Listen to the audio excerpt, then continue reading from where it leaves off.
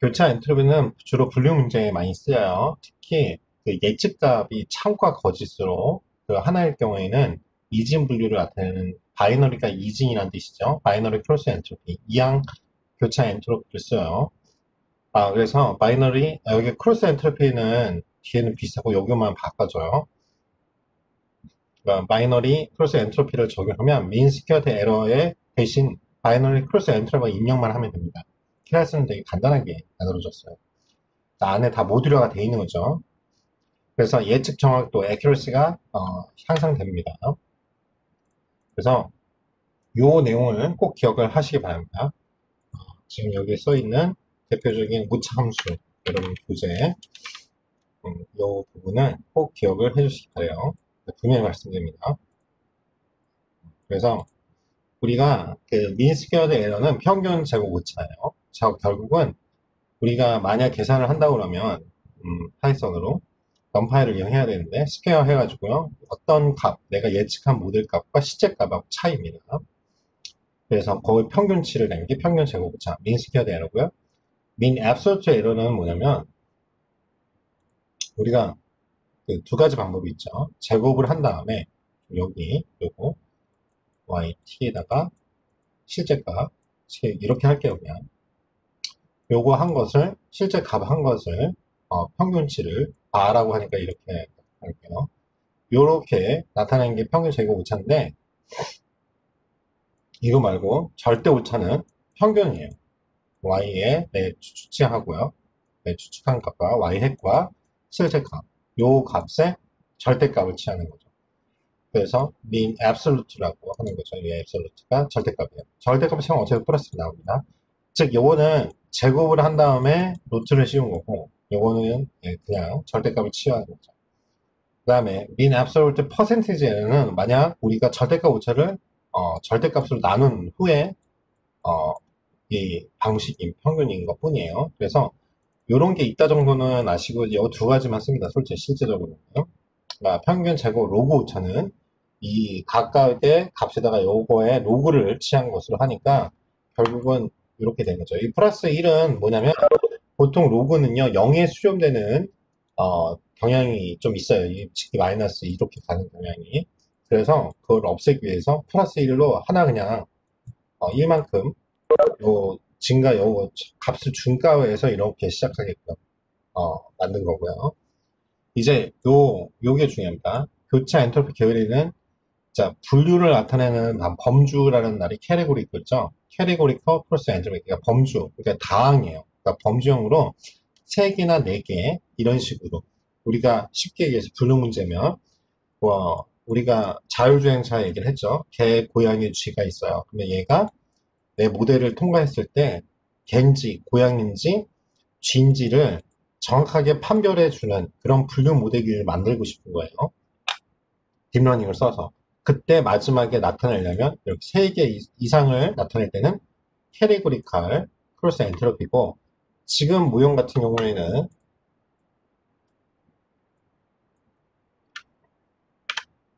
지금 모형 같은 이 두 가지만 나타내는 거예요.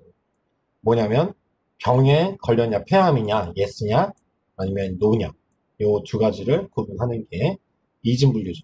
근데 이건 바이너리 크로스 엔트로피를 한다. 두 개의 클래스 중 그 클래스는 1이냐 1이라는 그 뭐냐면 병 폐암이냐 0 아니냐 알았죠? 이렇게 보시면 될 것 같습니다. 그래서 요 부분 다시 한번 말하자면 이 표는 반드시 기말고사에 보게 될 거예요. 코드를 이렇게 이게 뭘 의미하는지 반드시 기억해 주시기 바랍니다. 그만큼 중요해요. 다음. 자, 그래서 그 나중에 우리가 이 정해진 환경을 데이터를 불러서 실행할 때 쓰는 게 모델 fit, 이 fit만 기억하시면 돼요. 내 모델은 내가 만들어준 변수고요. 그래서 x하고 y를 피팅을 시킬 거고, 그 다음에 fof은 전체 반복 횟수죠. 100번을 반복하고 한 번 넣을 때 10개씩 넣겠다. 그래서 결국은 속성 값이 변수죠. 피처라고 한다고 그랬죠. 이걸 다시 말하면 피처라고 한다고 그랬어요. 각각의 특징. 즉, 그 주어진 폐암 수술 환자의 생존 그 여부, 살았냐, 죽었냐. 살았으면 1, 죽었으면 0. 알았죠? 총 470명의 레코드죠. 다시 말하지만 레코드는 행위예요. 여러분들도, 여러분들 이름이 지금 쫙 보이는데, 뭐, 오성희님 있고, 뭐라고 할게요? 빨간색이니까. 최, 양, 뭐, 이렇게 사람들이 있으면, 키, 여러분 뭐, 학년도 있을 거고, 학년, 뭐, 키, 몸무게, 뭐, 그쵸? 뭐, 나이, 뭐, 이런 식으로 있을 거 아니에요. 그러면 이런 것들이 뭐예요? 열일, 열벡터, 컬럼이죠. 요걸 뭐라고 해요? 피처라고 한다. 특징이잖아요. 그리고 여러분 이걸 레코드라고 하죠. 각각의 사람. 즉, 예를 들어서 여기 오나라라는 애가 있으면 오나라의 학년도 나올 거고, 4학년이면 4학년, 키도 있을 거고, 그쵸? 몸무게도 50kg, 나이 20살. 뭐 이런 식으로 쭉 오나라의 정보가 쭉 있을 거 아니에요. 그러니까 요거는 이제 전체적인 이 사람의 정보죠. 레코드고. 이걸 행위고요. 그 다음에 요건 특성 정보죠. 그러면 우리가 보통은 계산할 때 엑셀에서도 어떻게 해요? 이 나이의 평균을 구해라. 그러면 전체 데이터에서 요 열 벡터에 있는 나이라는 특성을 값에 20, 21살, 20살, 나, 30살, 뭐 이런 식으로 다 더한 다음에 n으로 나눠주잖아요. 즉, 특성 정보를 빼는 거죠, 이게. 그러면 요거 갖고 전체 나이가 25입니다. 평균은 이렇게 얘기를 하는 거잖아요, 우리가. 아니, 왜 이래? 아, 그렇죠? 못 쓰면 안 되겠네. 알았죠? 이렇게 우리가 뽑기 때문에 특성값을 뽑을 때는 이 열벡터가 굉장히 중요한 거죠. 결국 이게 나타내면요. 행렬이에요. 처음에 행렬 왜 배우냐 이렇게 했잖아요. 즉, 이 5라는 거를 만약 N1이라고 하고 내가 이게 우리가 37명이니까 만약 N37이라고 할게요. N이 요게 뭐예요? A, N에 1, 2, A, 37에 37. 그쵸? 그걸 이제 뭐 I, J 뭐 이렇게 행렬로 나타내잖아요. 근데 행렬 정보랑 똑같죠. 예를 들어서 요쪽 열은 이 사람 5에 뭐예요? 학년이다. 뭐 이건 4, 3, 2학년. 요 정보는 키는 170이다. 170, 165 이런 식으로. 결국 이것을 이렇게 담으면 행렬로 담죠. 이해되십니까? 그러면은 행렬은 처음에 계산할 때 이렇게 계산한다고. 이렇게. 이게 만약 행렬이 키면 키 정보가 170, 160, 150 이렇게. 그리고 우리가 행렬할 때 열은 이런 식으로 열벡터 위주로 계산이 되기 때문에 우리가 이걸 계산하려면 어떻게 해요? 이렇게 만들어줘야 요거 예를 들어서 어떻게 계산해? 행렬 요렇게 곱하고 더하기 얘하고 곱해가지고 더하기 이런 식으로 계산하죠. 그러니까 요거를 어떻게 해요? 이렇게 바꿔주는 걸 행과 열을 바꿔주는 작업을 해야 돼요. 그걸 T라고 했죠. 뭐야? 트랜스포즈 전체 행렬이라고 했어요. 이렇게 이거는 수학적으로 계산하려고 하는 방법이에요. 결국 데이터를 보면 결국 행렬로 구성이 되어 있어요. 그렇죠? 자, 그래서 다시 말하면 주어진 우리가 폐암 수술 환자의 데이터가 있습니다. 그 데이터가 제일 중요해요. 좋은 양질의 데이터를 구해야죠. 그래서 470명의 환자예요. 자, 그래서 총 470명의 환자에게 17개의 정보, 즉 이게 열벡터였죠. 그걸 정리한 것이고 이때 각 정보를 우리가 피처, 정보별, 속성이라고 합니다. 그 다음에 샘플이라고 하죠. 이 중에서 생존 여부를 마지막에 그렇죠? 하나 클래스가 있고 그 다음에 가로는 결국 이게 행이죠. 가로는 행이에요. 행. 그렇죠? 행으로 나오죠. 레코드죠. 그거는 각 환자의 정보죠. 오나라, 뭐 양진호 이해되시죠? 그래서 470개를 17개의 속성을 가지고 있다 이거예요. 그러면 그 속성값을 보면 이렇게 생겼다. 이해되시죠? 샘플은 내가 470명의 환자 샘플을 얻었어요. 이게 지금 폐암인데 우리가 이거를 한마디로 코로나로 할 수도 있죠. 코로나 확진 환자들 정보가 470개가 있어요. 그러면 정보가 그 사람의 나이도 있을 거고, 그렇죠? 그 사람이 갖고 있는 지병. 그래서 이걸 속성 정보죠. 그 다음에 결국 생존 여부. 클래스죠. 실제로 지금도 그렇게 하잖아요. 어, 제가 어, 다른 클래스 데이터 마이닝 수업 친구들도 어제 시험을 봐가지고 제가 신신당부했죠. 집합행동. 지금 2단계 오늘부터인가요? 내일부터인가 2단계로 가죠. 다시 이제 10시 이후에 돌아다니지 못하실 거예요. 식당 다 문 닫고. 빨리 이 방역이 돼야 뭐 사회생활도 하고 학교에서 대면 수업도 하고 뭔가를 할 수 있을 텐데 참 답답한데요. 젊으니까 이때 청춘이니까 그 1년 참으시면 돼요. 1년.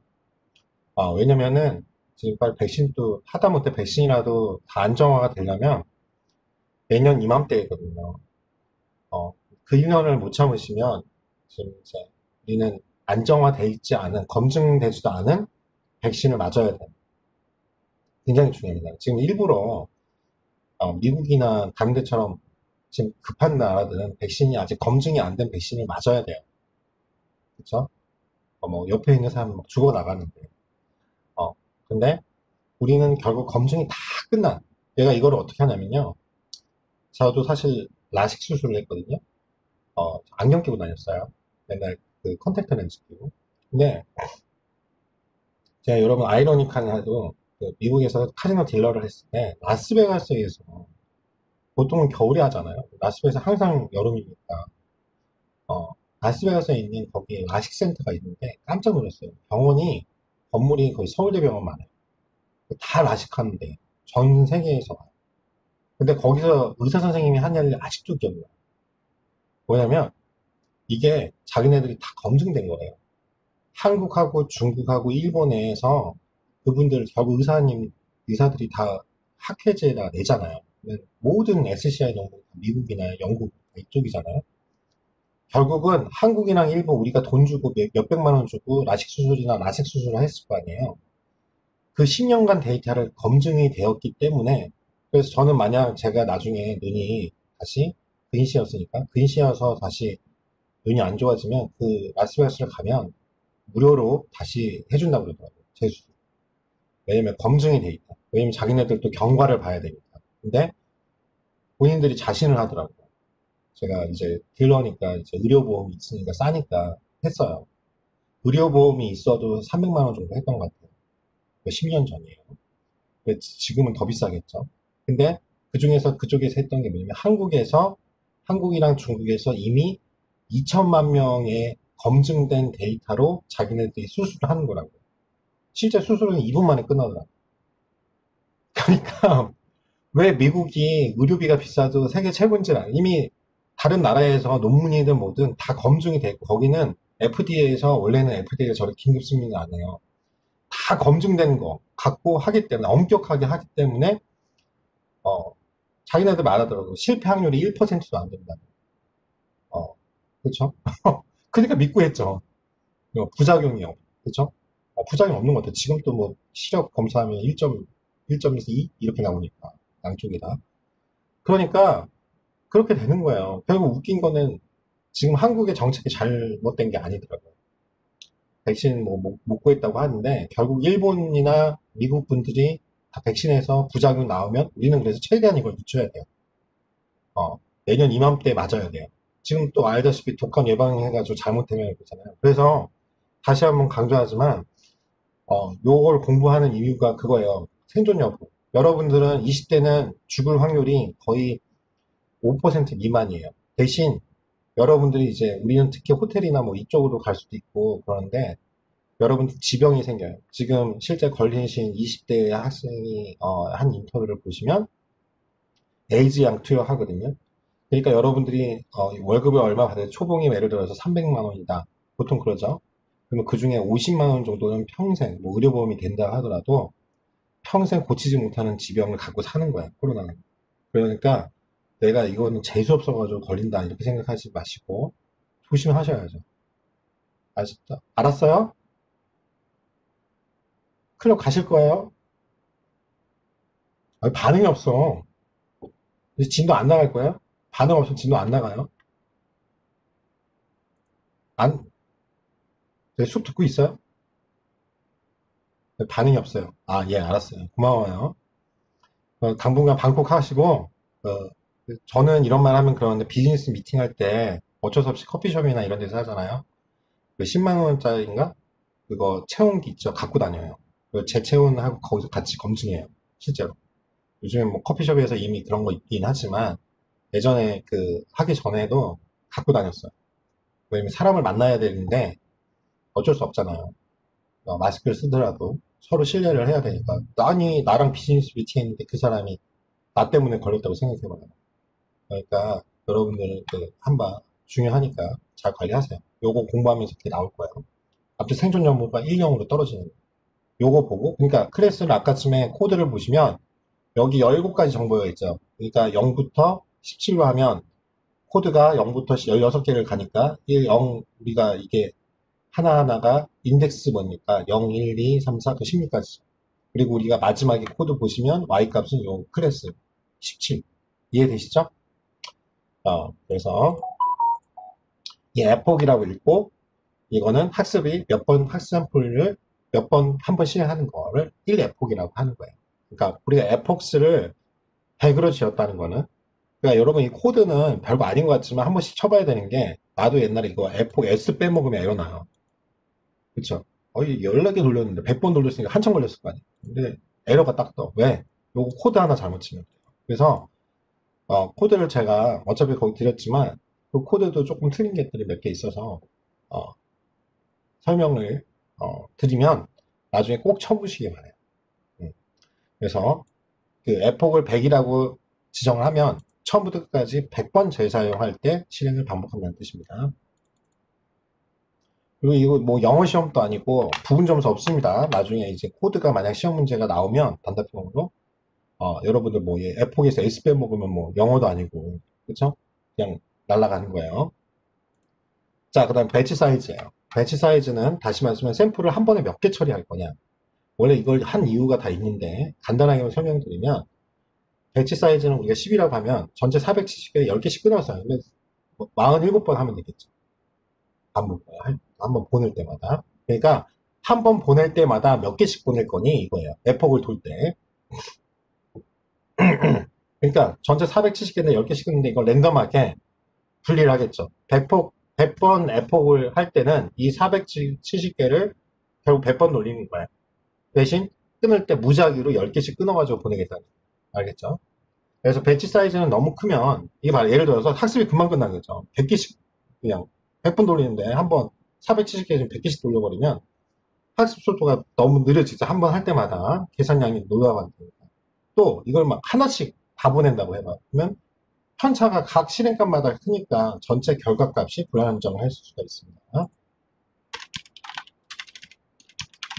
자, 그래서 그러니까 우리는 어쩔 수 없이 그래서 컴퓨터 메모리가 중요한 거예요. 컴퓨터는 좋을수록 성능이 잘 좋게 나올 수밖에 없어요. 이게 실제로 실무를 하시는 분들이나 특히 그 병원 쪽에서 딥러닝을 많이 이용하시거든요. 왜냐면 이게 다 영상, 이미지 영상이니까 커요. 그래서 이 램하고 롬하고 차이 아시는지 모르겠어요. CD-ROM이라고 하잖아요. 롬은 그냥 읽기만 가능한 거고, 램은 그거를 잠깐 저장해놨다가 캐시 메모리라는 데서 여러분 컴퓨터를 좀 아시는지 모르겠는데, 거기서 잠깐 기억했다가 실행을 하면 한 번 기억했다. 우리가 그거랑 똑같아요. 그런 캐시나 우리가 그런 게 왜 있냐면, 여러분들도 지금 이렇게 제가 막 인터넷 같은 걸 띄우면 처음에 네이버든 아니면 우리 뭐 학교 블랙보드는 이런 게 한번 하면 처음에 할 때는 속도가 느려요. 처음 가는 주소에서 API를 받으니까 여러분들에게 잠깐 설명을 드리면 이 네트워크 구조가 어떻게 되냐면 이게 알고리즘에 다익스트라고 알고리즘을 배웠죠. 그거랑 똑같아요. 기본은 알아야 되니까 우리가 TCP/IP라고 하죠. 그러면 우리가 네트워크 환경에서 우리가 어떤 거를 리퀘스트를 해요. 어떤 데이터를 달라고 우리가 하는 게 네이버에서 검색어로 검색창에 딱 해가지고 엔터 딱 누르면 얘가 이제 네이버 주소를 이제 우리는 한글로 쳤지만 이 코드를 알아먹게끔 바뀌어가지고 이쪽에다 보내죠. 서버에다가. 네이버 서버에다가 어떤 자료를 달라고. 그쵸? 네이버가 뭐 중앙일보든 어떤 기사를 할 때 그쪽으로 보내요. 리퀘스트 하면 서버에서 OK 하고 자료를 주는 거죠. 데이터를. 그때 그냥 가는 게 아니라 이 TCP/IP 그러니까 얘가 요 하나가 보내가면 얘가 이걸 알아먹으면 받았다 수신했다고 수신 먼저 알려줘요. 그걸 에크라고 해요. Acknowledgement의 약자예요. 알았다. 수신 잘 받았다. 그리고 요거를 만약 에크를 안 쏴주잖아요. 그럼 얘가 수신이 안 갔다고 생각하고 다시 또 보내요. 계속. 어, 이해되시죠? 그래서 얘가 그걸 보고 에크를 날려주면 수신 됐구나. 그러면 이제 접속을 해가지고 되는 거예요. 그래서 요런 것들을 참고로 말하면 여러분 컴퓨터를 만약 제가 그러잖아요. 이쪽 공부를 좀 더 하고 싶고 특히 딥러닝 가면은 메모리를 감당해야 되는데 다 우리가 돈으로 할 수 없으니 콜랩을 이용하되 저도 그렇지만 컴퓨터는 데스크탑으로 램이 좋아야 돼. 왜냐면 램이 단기 기억을 한단 말이에요. 그래서 한마디로 우리가 어떤 거를 할 때 작업 속도가 빨라질 수밖에 없는 게 얘가 한번 그 코드를 인식한 게 그 흔적이 남아요. 한마디로 우리가 접속을 할 때마다 로그 기록이 남는 것처럼. 그래서 어, 한번 램이 좋은 걸 쓰면은 그 감당할 수가 있는 거죠. 요거 한번 할 때 코드가 빨라져요. 수행 속도가 데이터가 100만 개가 넘어가면 수행 속도가 한 10배 정도 차이 나요. 램 그 성능이. 그래서 배치 사이즈를 찾아가지고 설정해 주는 게 좋습니다. 특히 여기 수업 듣는 분 중에 이제 저는 잘 안 하지만 왜냐면 한번 RPG 옛날에 빠지니까 한 달간 페인이 되더라고요.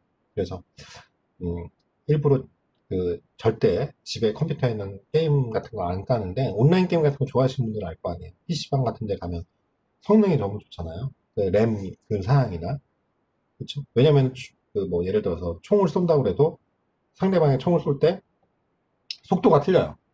램 속도가 있는 거랑 GPU가 그걸 하는 거죠. 그래픽 이미지를 분석하는. 어, 참고로 그건 잘 알아두시기 바랍니다. 그래서 어, 계속 공부하실 거면 다른데 돈 투자하지 마시고 어, 컴퓨터 메모리, 그 다음에 컴퓨터 성능 이제 이쪽에다가 좀 하시는 게 좋습니다.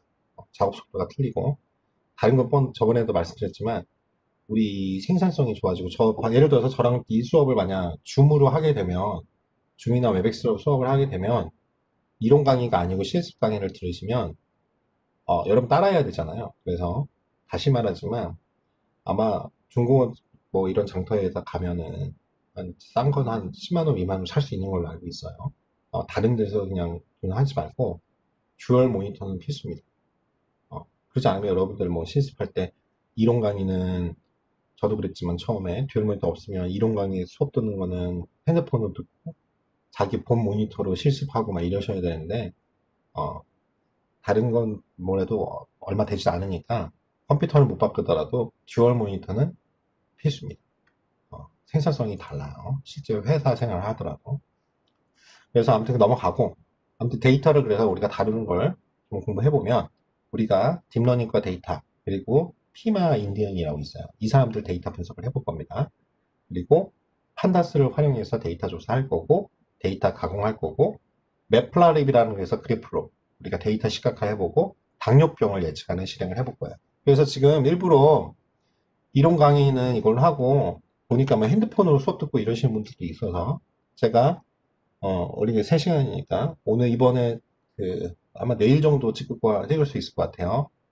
그래서 요 CS 데이터 지금 한 거 지금 제가 이 CSV 파일을 안 올려준 것 같아서 이거 수업 끝나자마자 올릴 거고 실습 데이터 지금 이거 한 거 콜랩으로 돌린 거는 제가 동영상을 찍어가지고 올릴 테니까 그거 보시고 그쵸? 따라 하시기 바랍니다.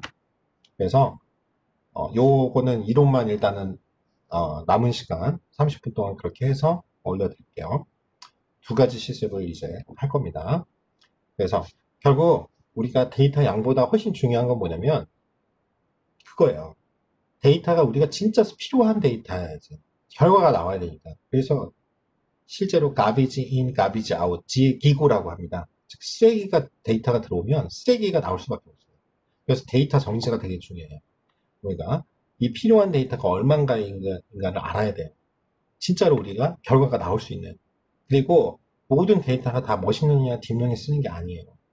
그렇죠? 이 머신러닝은 이제 데이터 마이닝 수업 때 들으셨을 거고 원래 우리 알고리즘에서는 없지만 결국 우리 알고리즘이 어떻게 적용되는지만 파이썬을 하는 데서 더 가서 딥러닝에서 이 우리가 지금까지 배운 알고리즘들이 거기서 확대된 거야.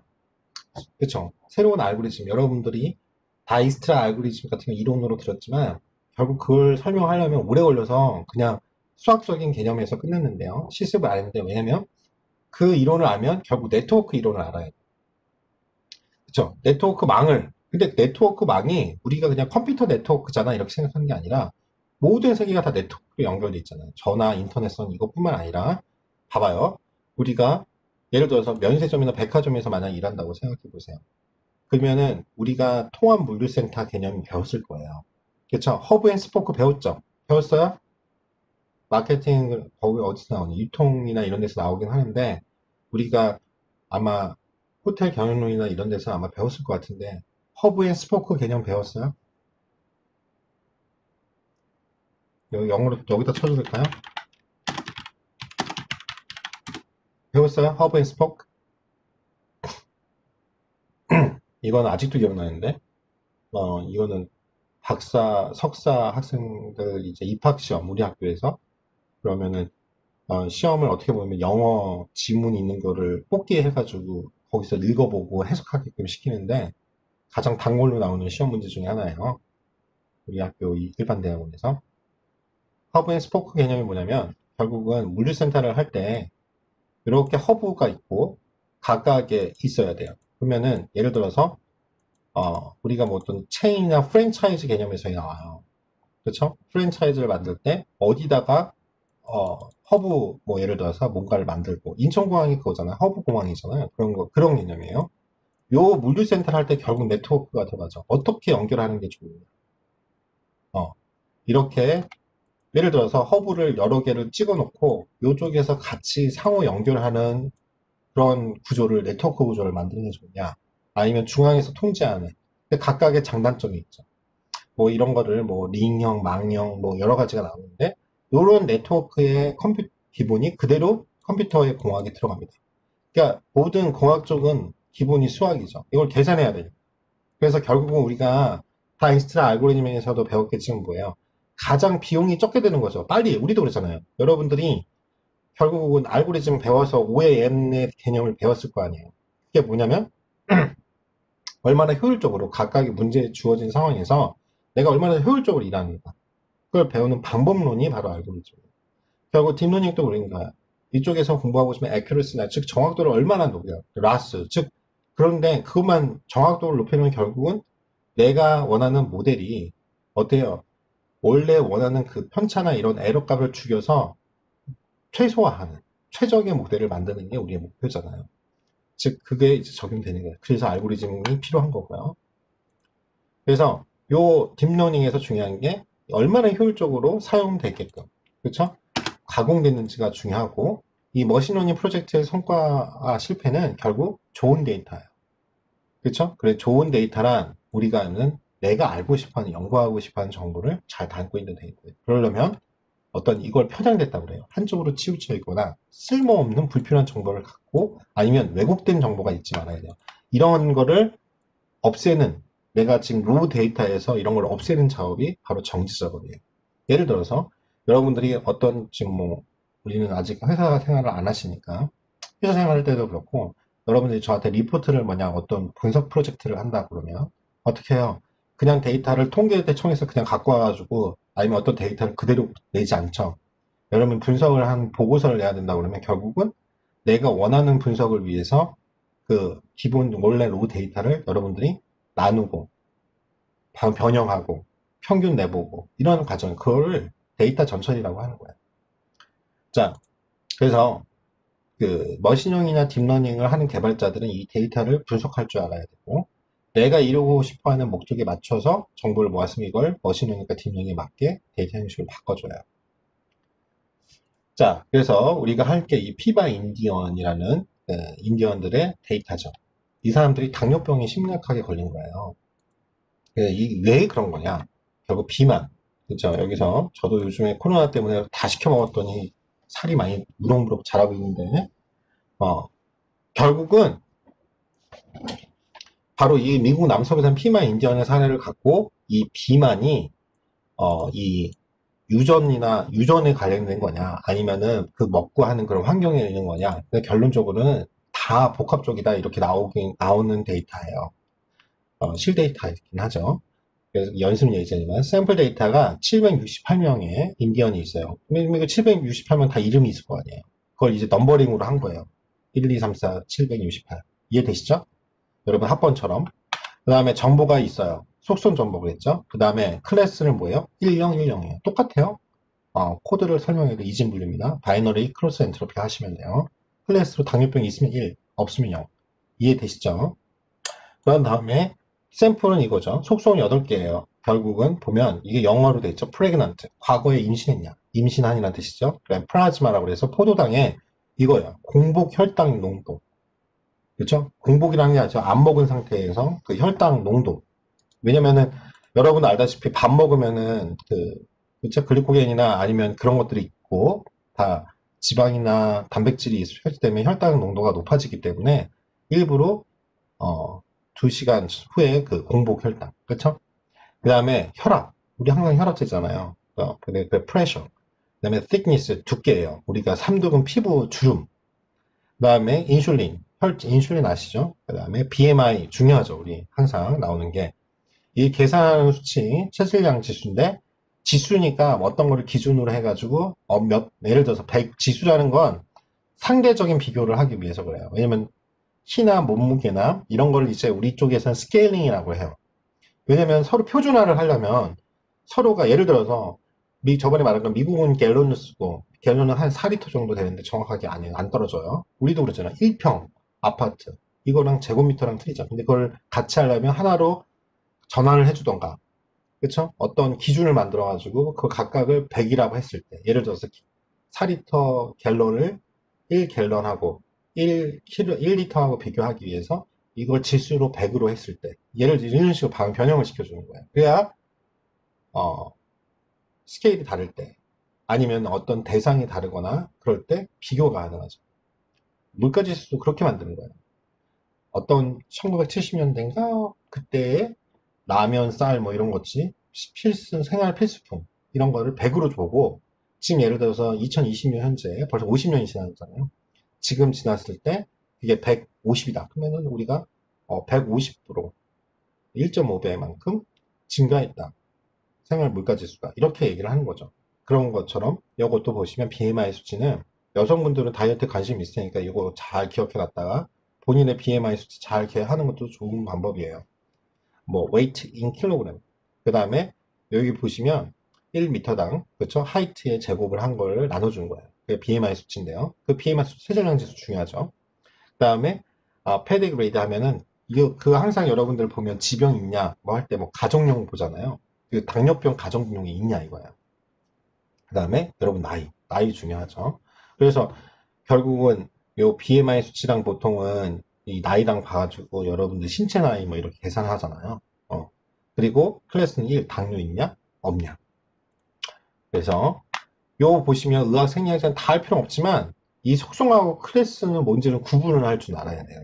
그런 내용을 우리가 데이터를 볼 때. 그래서 우리가 항상 데이터를 처음에 봤을 때 어떻게 데이터 구조가 되어 있는지 스트럭처하고 뭐냐면 데이터를 한번 열어보고 그 헤드 값이랑 뭐 테일 이런 식으로 보고 확인하는 겁니다.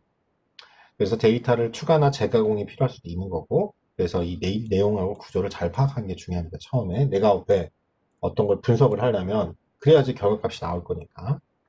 그래서 요 데이터를 잘 파악하는 게 똑같아요. 머신러닝이든 딥러닝이든 일반 통계든 기술의 1단계고 데이터가 커져.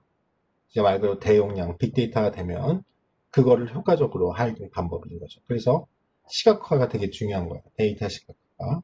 처음에 한번 돌려봐요. 시각화로. 그 가장 기본적인 게 바로 3점도죠. 데이터 분포를 보기 위해서. 자, 그런 다음에 판다스라는 걸 이용해서 여러분 판다스 배웠는지 모르겠는데 판다스를 활용해서 데이터를 조사를 합니다. 그래서 뭐 판다스 안 해보신 분들은 그런 것다 하시면 넘어가 이게 뭐 제가 뭐 파이썬 뭐 고급 이런 과정이 아니니까 아무튼 이제 이 두 번째 제가 보내드린 아이파이썬 파일을 돌려보실 건데 잠깐 설명하면 똑같이 import pandas as pd라고 해서 별칭을 pd 왜냐면 pandas 계속 부르기 귀찮으니까 이거 as pd 안 하시면 여기 pandas라고 안 하고 pd라 하면 에러 떠요. 그래서 뭐냐면 이 판다스로 뭐냐면 read csv의 cs 파일을 읽어줘. 그런 다음에 데이터셋 폴더에 요 cs 파일을 가지고 오셔서 네임즈를 요거는 이제 열의 이름이에요. 각각의 봤던 그 속성 정보를 넣습니다. 그런 다음에 CSV는 컴마 세퍼레이트 밸류의 파일의 약자로 컴마로 구분된 데이터의 모음이라는 것이고, 우리가 헤더라고 그러면 앞에 이름, 속성 정보 이름이 있는 거죠. 이런 pregnant plasma pressure 이런 것들이 헤드. 그래서 header is true 하면은 그 속성 원래 데이터에 있는 헤더 값이 나오는 거고, 그걸 false라고 설정해서 그러면 헤더 값이라는 숫자 값만 나오는 거예요. 그러니까 우리가 가진 CS 파일에 헤더가 없습니다. 그래서 names라고 함수에서 키워드를 만들어 준 거예요. 그래서 그거에서 헤드 함수를 항상 여시면 보셔야 되죠. 내가 df라 만든 변수에 있는 데이터 파일, 데이터 프레임으로 되어 있는 파일에 헤드 값 5개는 5개를 보여줍니다. 그러면 내가 아까 처음에 이 헤드 값을 만들어 줬잖아요. 프레그넌트 플라즈마이라고 타이틀을 만들어 준 거를 보고 그 데이터 값의 인덱스로 첫 번째 데이터 0부터 4까지 일단 5개니까. 그러니까 기억나죠? 0부터 시작하는 거, 0부터 4까지. 그래서 각각의 정보가 이렇게 담아져 나와요. 그러면 이 부분은 그쵸. 이거 약간 딱 봐도 딱 이렇게만 봐도 대충 프레그넌트는 과거에 임신한 거랑 당뇨병이랑 관련이 있겠죠. 그쵸? 요거는 에이즈는 조금 없는 것 같아요. 여기 당뇨병 요거만 봐도 5개만 봐도 요 눈에 띄게 보이죠? 어, 과거 6번 임신하셨고 8번 임신하셨으니까 당뇨병에 걸릴 확률이 많네요. 그래서 어쨌든 전반적인 정보를 보기 위해서 df에 info라고 하고 프린트 함수를 찍으면 이런 인포 정보가 있어요. 그러면 이렇게 나옵니다. 인덱스가 768개가 들어가 있고 0부터 768이니까 767까지 나오겠죠. 그리고 데이터는 이렇게 우리가 한 변수 데이터고 768. not null. 그렇죠. 이게 중요해요. 널 값이 없다. 즉 빈거나 이상한 데이터가 없다는 거죠. 그리고 정수값으로 돼 있다. 인티저예요. 근데 요 두 개 데이터는 또 보셔야 되는 게 float, 실수값이에요. 그렇죠? 실수값으로 돼 있습니다. BMI야 pedigree, 즉 과거 병력은요. 데이터 타입이 dtypes라고 돼 있고 실수 아니면은 정수예요. 정수는 연락 없이 1, 2, 3, 4로 떨어지는 거고 이건 소수점이 있는 거죠. 실수는. 그러니까 메모리를 54KB 할 수 있다 이거죠.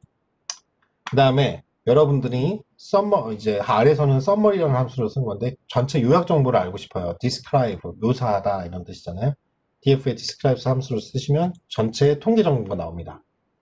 그래서 통계 정보를 미리 말하면 count를 세면 몇 개냐? 768개다. mean 하면 그 각각의 평균값, 열 벡터에서 레코드 768개를 한 평균값이 나와요. 그쵸? 그 다음에 표준 편차, 각 평균에서 떨어진 정도죠. 정보량이, 실 데이터가. 그리고 최소값과 최대값을 보통 구하죠. 그러면 최대값과 최소값을 하면 이게 데이터의 큰 범주, 레인지죠. 범주예요. 그렇죠. 차이가 0부터 17까지 있다는 거고, 각각을 25, 50, 75, 이거를 이제 표현한 게, 그래프로 표현한 게 이제 박스 플롯인 거죠. 요거를 나중에 여러분 배웠는지 모르겠는데, 이렇게 하면 이렇게 나오죠. 아이, 아이, 여기다 그릴게요. 이어서 써야, 아이고. 이렇게 나오죠? 그리고 이상치가 있으면 이렇게 표현하고, 박스 플롯은. 나무 상자 그림이에요. 이거 나무 상자 배웠어요?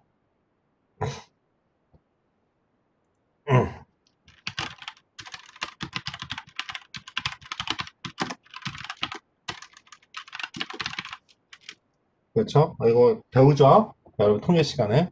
이렇게 되면, 여기에 메디안이라고 하죠. 이게 중앙값이에요. 왜? 평균은 이상치의 영향을 많이 받죠. 그렇죠? 우리가 키가 다 160인데, 뭐예요? 2m 10인가 그러죠? 이 서장훈 씨가. 그러면 이게 3명만 있다고 해봐요. 그러면 160, 170, 165 하회보다 165가 나올 텐데, 지금 평값 잘 나왔었는데, 210이 나오는 순간 더해서 3으로 나눠보세요. 확 올라가죠? 그래서 평균값을 이제, 평균값이 대표값이긴 하지만, 이제 메디안으로 같이 보는 거예요. 그게 요 50%예요. 요 50%가, 제가 수험에서 여기서, 메디안 값은 3이다. 그건 하면 맞는 거죠. 말 문제를 이렇게 내면. 알았죠? 그래서 이렇게 보는 거예요. 그러면 데이터 분포를 알 수 있어요. 그러면 요 전체가 이게 3, 4분위, 1, 4분위인데 이걸 쿼타일이라고 하죠. 여기서부터 여기까지가 전체 데이터의 50%가 여기 안에 들어가 있어요. 그쵸? 그러다 보니까 요 값들이 갖고 있는 거예요. 이만큼이. 그러면 우리가 데이터 분포를 할 수 있죠. 그쵸? 여기는 차이가 거의 없죠. 프레그넌트는. 그럴 수밖에 없죠. 뭐 A를 뭐 20명씩 낳지 않으니까. 그렇지만 요거 프레셔도 거의 비슷하죠. 근데 요거 플라즈마는 차이가 좀 많이 나네요. 여기는 엄청 나네요. 인슐린은. 그쵸? BMI도 거의 비슷하고요. 이렇게 차이가 많이 나는 걸 중점으로 보셔야 돼요. 데이터를 우리가 처음에 볼 때는요. 어떤 분석에 바로 들어가기 전에. 그냥 결국은 사전 지식이 생기는 거거든요. 그래서 여기서 우리가 확 차이가 보신 것 중에 일부 칼럼만 만약 보고 싶으면 판다스에서 배웠는지 모르겠어요. 판다스 배웠어요?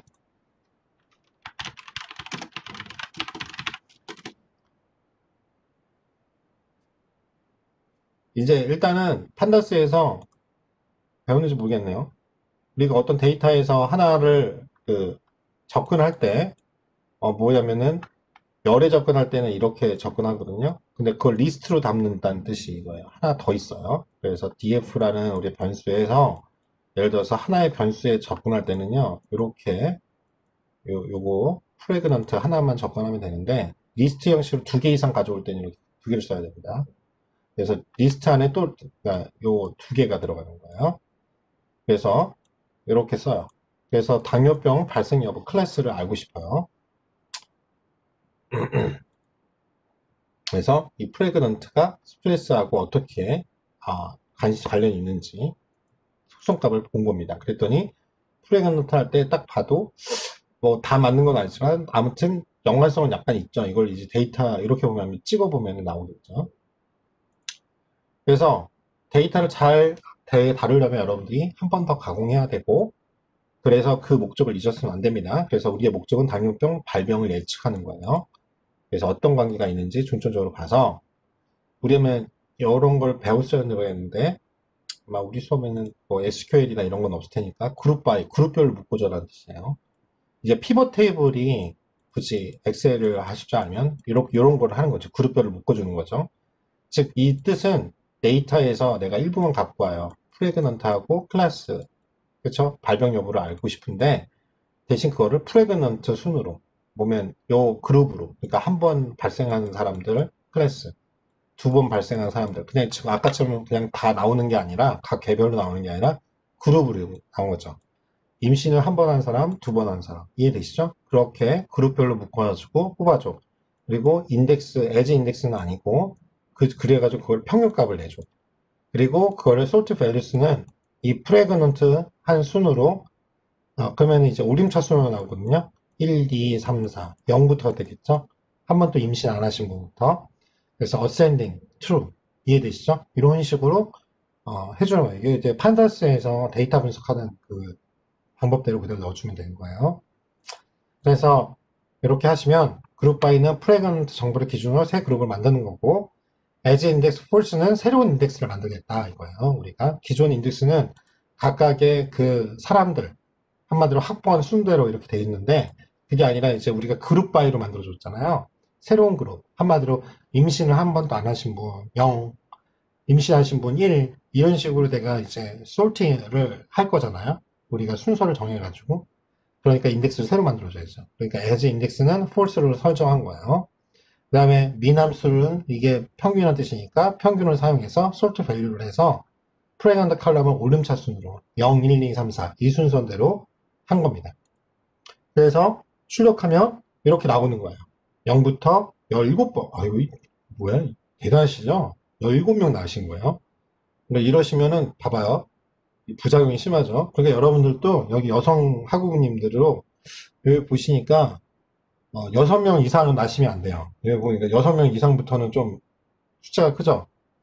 네, 우리 여성 학우분들 6명 이상 베이비 출산 금지. 알았죠? 이거 나중에. 그렇죠? 이거 보면 데이터가 말해줘 0.5. 그렇죠? 이렇게 돼 있어요.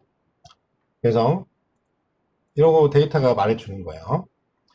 그래서 요거를 이제 그래프로 봐야 되니까 매프라립이라는 그걸 써요. 그 매틀랩이라는 프로그램이 있어요. 공학도에서 많이 쓰는 수학을 위해서 나온 건데 이게 그래프가 잘 되거든요.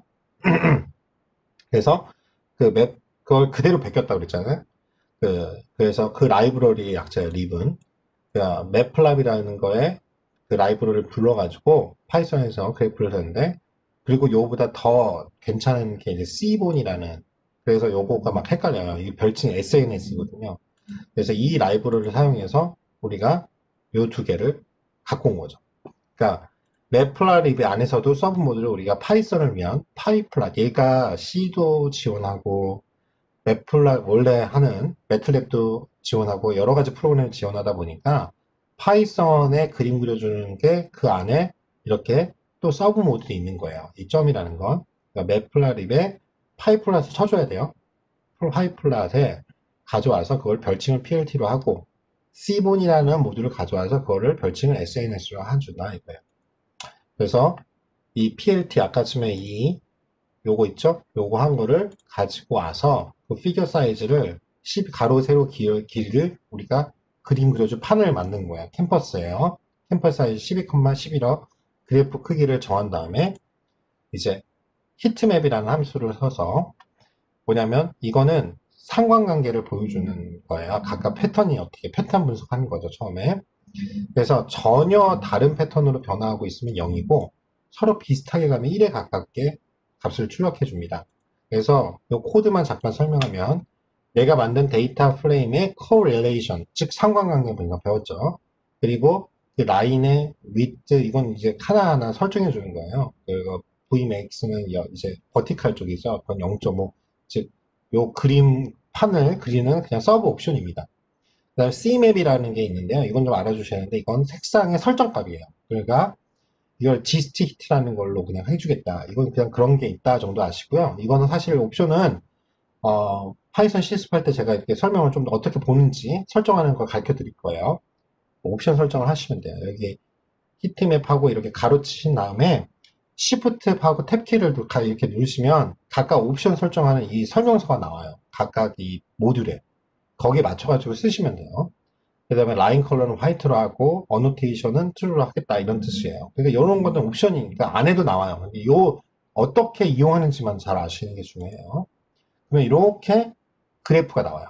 그래서 자기 자신은 1로 나오겠죠. 상관관계니까. 그리고 각각의 뭐예요?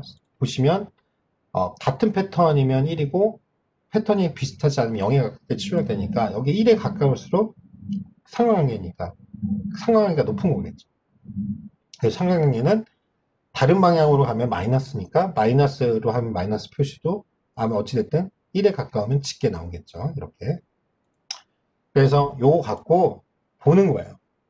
정보간에 어떻게 상관관계가 있는지. 그래서 그 중에 다 돌려보는 게 아니라 상관관계가 높은 것만 돌려보는 거예요. 이게 어찌됐든 이런 건 너무 낮잖아요. 0.07은요. 그렇죠? 그나마.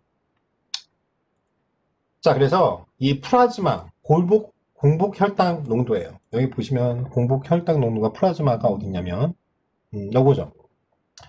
요거가 그래도 빨갛죠? 높아요.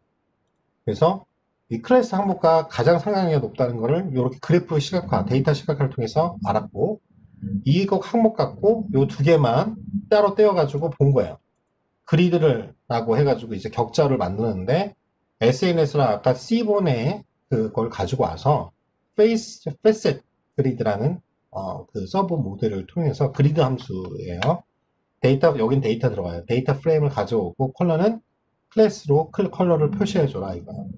그리고 그리드에 맵을 그려주는데 이 PLT의 히스트라는 히스토그램이에요. 히스토그램을 그려줘. 그리고 프라즈마고 각각의 계급을 우리가 설정해 주는 거죠. 빈즈는 10개를. 그래서 PLT 쇼 하면은 파이플랏으로 그림을 보여줘. 이런 뜻입니다. 그러면 결과가 이렇게 나와요. 이 결과 해석을 할게요. 즉, 요건 약간 정규분포식으로 되죠. 그러니까 플라즈마가 그냥 정상치였을 때 클래스는 0이에요. 즉, 당뇨병이 안 걸렸어요. 근데 클래스 1은 딱 봐도 오른쪽으로 치우려 있죠. 플라즈마 양이 100에서 200이고 딱 봤을 때 여기는 거의 걸릴 확률이 없잖아요. 그렇죠? 근데 150하고 200 플라즈마가 높으면 결국은 클래스 1, 즉 당뇨병에 걸릴 확률이 되게 높아요. 그래서 공복 혈당이라고 했죠. 그래서 이렇게 결과에 미치는 큰 항목을 찾아가는 이 과정이 되게 힘들어요. 데이터 탐색이라고 하는데 또는 데이터 전처리입니다. 그래서 이 데이터 전처리를 잘해야 성능이 잘 나오죠. 나머지는 읽어보시고 그래서 케라스를 이용해서 당뇨병 예측을 해보면 똑같이 시드값 아까 치면처럼 설정해주고 랜덤 함수 써서 시드하고 똑같으면 똑같은 랜덤 값을 추적할게 셋 시드를 하시고 그 다음에 numPy에서 시드값 이렇게 하시는 거 나중에 읽어보시고요. 아까 설명을 드렸던 거예요. 모델은 시퀀셜 쓰시고 덴스레이를 3개 쌓는 거예요. 인닉측 3개 쌓을 겁니다. 처음에 12개 노드예요. 처음에 디멘션 8개였죠? 8개의 변수를 넣어서 액티베이트 펑션 다 렐루죠. 그래서 그 8개로 했기 때문에 이게 입력층하고 같이 있다고 그랬어요. 입력층 첫 번째가. 그 8개가 이쪽으로 오는 거예요. 이게 첫 번째만 나옵니다. 그래서 8개가 나오고 인풋 디멘션은 그 8개를 가지고 렐루로 뽑아줘요. 그런 다음에 한 개로 마지막에 출력층으로 가서 시그모드 뽑아주는 겁니다. 즉 이거예요. 자, 이걸 그림으로 시간이 거의 다 돼서 제가 좀 빨리 나가는데 이해 안 되면 말씀하세요. 처음에 결국은 요 값에 입력층이 있는데 몇 개의 디멘션이 8개예요. 8개의 변수가 들어가요. 이해되시죠? x는 1에서부터 8개까지죠. 이해되시죠? 그런 다음에 요 노드가 8개가 있을 거 아니에요. 8개가 이 입력층에서 나갈 거니까 처음에 8개가 나가죠. 그래서 12개로 노드로 갔다가 잠깐만요. 8개로 갔다가 이게 좀 이상한데요? 그쵸? 그 다음에 8개에서 마지막 어떻게 해요? 출력층이 나오게끔 하나로 가서 이 하나가 어떻게 가요? 시그모이드 함수로 빠지죠. 그래서 결국 딥러닝은 일 거예요. 이렇게 한번 가요. 그래서 내가 모델이 예측한 값과 실제 값하고 차이 요거가 뭐예요? 에러죠. 이 오차가 나와요. 그걸 로스 펑션이라고 해요. 그쵸? 요거 할 때 바이너리 크로스 엔트로피 써서 시그모이드를 쓰거나 여기 분류 문제니까 여기서는 요거 시그모이드 대신 바이너리 크로스 엔트로피 쓴 거예요. 그 다음에 에러 값이 나오죠. 이걸 최소화하는 게 우리 목적이죠. 이렇게 한 번 했어요. 그 다음에 에폭을 몇 번 설정하냐에 따라 다른데 이렇게 간 다음에 요거 계산할 때 오차 역정파를 계산해서 계산하고 요거 최저값을 에러 값을 구하기 위해서 이게 끝났어요. 한 번 실행이 됐어요. 그런 다음에 다시 여기서 오케이 요걸 또 줄여야 되니까 요 에러 값을 저장해 놨다가 요걸 계산한 계산으로 다시 또 돌아가는 거야. 이렇게 만약 에폭을 우리가 에폭스를 100으로 하면 100번을 왔다 갔다 하는 거야. 이 절차를 딥러닝이 어떻게 구성되는 절차를 잘 기억하시기 바래요. 기말고사 문제니까. 그래서 이렇게 아담을 이용해서 200번을 반복하겠다라는 뜻이에요. 그래서 여기 보시면 코드를 보시면 우리가 이항 분류예요. 오차 함수는 바이너리 크로스 엔트로피라고 아담이라는 걸 최적화 함수로 쓰고 마지막에 전체는 200번 반복할 거예요. 그러면 이 코드를 설명을 드리면 잠깐 어차피 자세하게 다시 한번 실습 그 영상에서 해드릴 거예요. 텐서플로우의 케라스의 모델즈에서 그쵸? 시퀀셜 우리가 층 쌓는 걸 갖고 오고 레이어라는 거에서 댄스 레이어를 갖고 와요. 똑같죠? 그리고 여기 이러면은 numpy as np라고 안 하면 numpy라고 다 쳐야 돼요. 그 다음에 numpy 가져오고 텐서플로우를 가져와서 별칭을 tf라고 한다 이거예요. 그 다음에 시드값 설정한다고 그랬죠? 똑같아요. 그 다음에 데이터셋에서 요 p미디언 다이아비리스 이게 당뇨병이라는 뜻이죠. 요거 CSV를 갖고 와서 데이터셋이라고 이제 변수에 넣어줘요. 그리고 전체 8개니까 0부터 8개까지 요 행은 다 쓰는 거 아시죠? 내 코드는 다 쓰고 8개의 우리가 특성값 갖고 오고 마지막 클래스가 8번 마지막에 있잖아요. 1, 0 그쵸? 당뇨병 유고 그 다음에 모델을 설정합니다. 시퀀셜 하고요. 처음에 덴스레이어 측 전체 은닉층은 3개 쌓을 거예요. 처음에 12개 노드가 있고 대신 거기 12개 노드에 8개의 디멘션 변수값이 들어가요. 액티베이트 펑션은 렐루로 하고요. 그게 8개에 가겠죠. 여기서는 이거 맞춰줘야 돼요. 8개로 가서 액티베이션 렐루를 뽑고 마지막에 출력층을 한 하나로 선형결합이 됩니다. 그런 다음에 액티베이트 펑션은 시그모이드로 가요. 여기까지는 똑같죠. 모델 설정은. 그런 다음에 이제 이거를 컴파일을 한 이 모델을 알았으니 가져와요. 컴퓨터가 알아먹게. 대신 로스 펑션을 최소로 하는 건 바이너리 크로스 엔트로피로 해주고, mean squared 에러가 아니라 바이너리 크로스 엔트로피를 해주고, 최적화는 이거 다 옵션이에요. 컴파일러는 아담을 쓰고, 우리가 측정치는 accuracy, 여러 개의 측정치가 있지만 정확도를 보겠다. 그리고 모델을 실행하면 모델 fit 해주고 x, y 값을 피팅을 해줘. f폭은 이걸 200번 반복할 거야. 아까쯤에 그 딥러닝 그 하는 과정이죠. 그래서 배치 사이즈는 10번, 10개씩 한 번 실행할 때마다 10개씩 넣어줄 거야. 그리고 프린트는 이건 n은 한 칸 띄어서 보여달라는 뜻이고요. 코드고요. 이게 정규 표현식이라고 합니다. 에큐 가시고 요 뜻을 잘 아셔요. 파이썬 배웠으면 알겠지만 이게 뭐예요? 소수점 실수형이죠. F가 float. 소수점 넷째 자리까지 보여달라는 뜻이에요. 이게 같이 결합해요. 뭐냐면 모델의 이데일레이트 평가를 해달라는 거예요.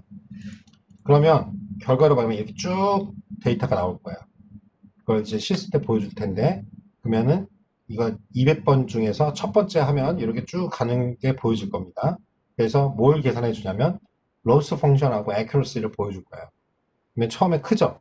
로스 값이 점점 줄어들 겁니다. 그리고 정확도도 점점 그거 하겠죠. 그래서 이 정확도가 좀 낮게 나왔어요. accuracy가 0.7253이니까 72%예요. 그러니까 72% 정도 맞췄다는 거죠. 지금 결국은 가장 큰 영향을 미치는 변수 하나만 갖고도 당뇨병으로 73%예요.